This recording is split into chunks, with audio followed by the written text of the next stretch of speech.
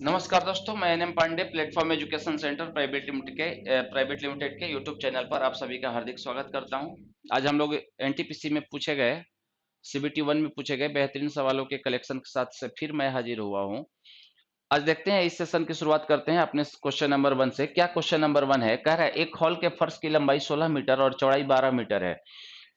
एक फर्श है जिसके लंबाई 16 मीटर दिया हुआ है और चौड़ाई 12 मीटर है। कह रहा है जिस पर एक वर्गाकार टाइल्स लगाए जाने हैं।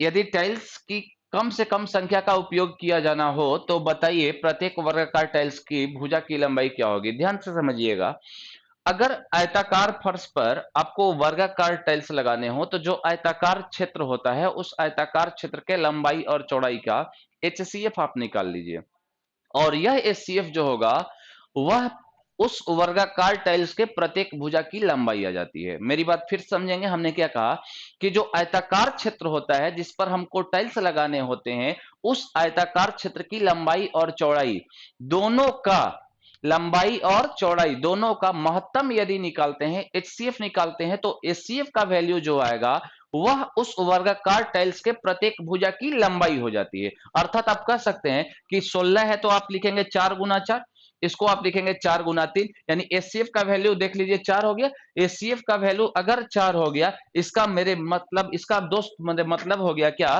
कि एचसीएफ का वैल्यू 4 आया, यानी वर्गाकार जो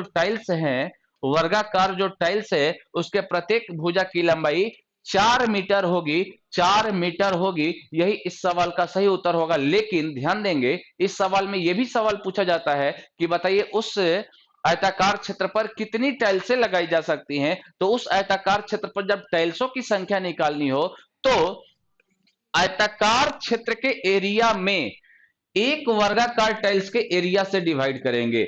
आयताकार क्षेत्र के एरिया में यानी 16 गुने 12 में आप एक वर्गाकार टाइल्स के एरिया से डिवाइड करेंगे, यानी वर्गाकार टाइल्स के प्रत्येक भुजा की लंबाई अगर 4 आई है तो इसका एरिया हो जाएगा 4 गुना 4, 4 तिया 12, 4 चौका 16, यानी 4 तिया 12, यानी 12 वर्गाकार टाइल्स लगाई जाएंगी। लेकिन इस सवाल में हमसे पूछा गया था प्रत्येक भुजा की लंबाई वह होगी केवल क्या, 4 मीटर। क्लियर है? नेक्स्ट क्वेश्चन ध्यान देंगे। नेक्स्ट क्वेश्चन दिया गया है, दिए गए समीकरण के लिए ए का मान ज्ञात करें। यदि tan a plus tan 2a plus tan 3a बराबर tan a into tan 2a plus tan into tan 3a है। ध्यान देंगे, किसी भी त्रिभुज में tan a plus tan b, ये नोट जो है बहुत इंपॉर्टेंट है, प्लस tan c बराबर tan a into tan b into tan c तभी पॉसिबल होता है मेरे दोस्त जब a प्लस बी प्लस सी का मान क्या हो, 180 डिग्री हो। जब a प्लस बी प्लस सी का मान क्या हो, 180 डिग्री हो। इस प्रकार भी कहा जा सकता है कि यदि a प्लस बी प्लस सी बराबर 180 हो तो tan a plus tan b plus tan c बराबर होगा tan a into tan b into tan c के। इसको नोट कर लेंगे। ध्यान देंगे, अगर tan a tan 2a tan 3a बराबर है tan a into tan 2a into tan 3a के, तो आप कहेंगे a plus 2a plus 3a बराबर होगा 180 डिग्री के।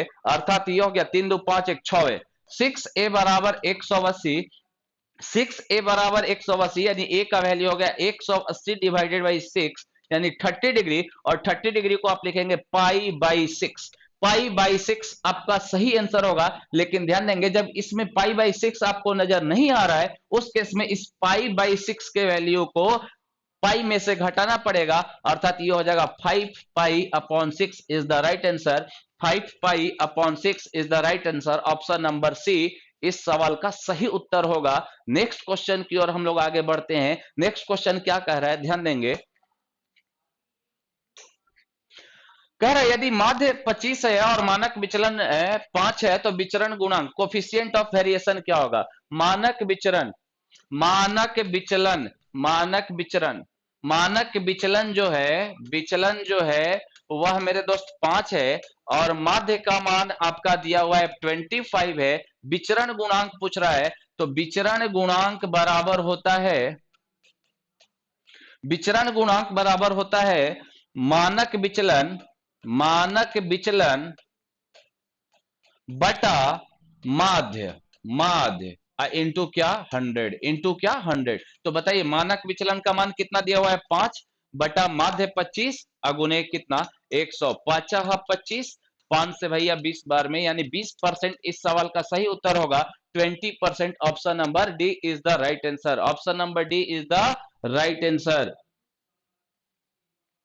नेक्स्ट क्वेश्चन की ओर आगे मूव करते हैं। क्वेश्चन नंबर 4, यदि आर रिलेशन है एफ एक्स बराबर एक्स स्क्वायर हो तो एफ के परास रेंज में इनमें से कौन सा शामिल होगा? ध्यान दीजिएगा, एफ एक्स बराबर है एक्स स्क्वायर के, ध्यान से समझिए। इस x की वैल्यू, इस x की वैल्यू डोमेन कहलाती है। x की वैल्यू क्या कहलाती है? डोमेन कहलाती है। और एफ एक्स का वैल्यू ये आपका रेंज कहलाता है। ये क्या कहलाता है मेरे दोस्त? रेंज कहलाता है, यानी आप इसको बोलेंगे क्या? परास कहलाता है। परास कहलाता है हिंदी में, रेंज कहलाता है। ध्यान दीजिएगा, x का वैल्यू कुछ भी होगा, x का वैल्यू कुछ भी होगा, ये डोमेन होगा। यानी डोमेन जब इस सवाल का पूछा जाए तो डोमेन जो होगा ऑल रियल नंबर होगा, ऑल रियल नंबर होगा। डोमेन का मतलब ऑल रियल नंबर होगा। लेकिन ध्यान दीजिए, अगर एफ एक्स की वैल्यू हमसे रेंज मांगा गया है तो रेंज अगर हम निगेटिव वैल्यू रखते हैं, ध्यान दीजिएगा, अगर निगेटिव रखेंगे तो ये स्क्वायर कर देगा, तो पॉजिटिव कर देगा। अगर हम निगेटिव रखेंगे तो क्या कर देगा? पॉजिटिव कर देगा। और पॉजिटिव भी रखते हैं तो वो ऑलरेडी पॉजिटिव होगा। यानी आप कह सकते हैं कि जो रेंज का वैल्यू होगा हमेशा धनात्मक वास्तविक संख्याएं होंगी, धनात्मक वास्तविक संख्याएं होंगी। ध्यान दीजिएगा, एफ एक्स की वैल्यू आपकी रेंज कहलाती है और इस एक्स का मान डोमेन कहलाता है। तो रेंज हमसे पूछा गया है तो रेंज हमेशा क्या होगा? धनात्मक वास्तविक संख्याएं होंगी, पॉजिटिव रियल नंबर होगा। हमेशा एक्स स्क्वायर, कोई किसी भी संख्या का आप स्क्वायर करेंगे हमेशा उसका वैल्यू पॉजिटिव ही होगा, चाहे वो निगेटिव हो या वो पॉजिटिव हो। मेरी बात समझ में आई होगी, उम्मीद करता हूं। आज हम लोग इस वीडियो में इतना ही रखेंगे, तब तक के लिए आप अपना ख्याल रखिए। Bye bye. नेक्स्ट वीडियो में फिर से मिलते हैं, तब तक के लिए टेक केयर, बाय बाय।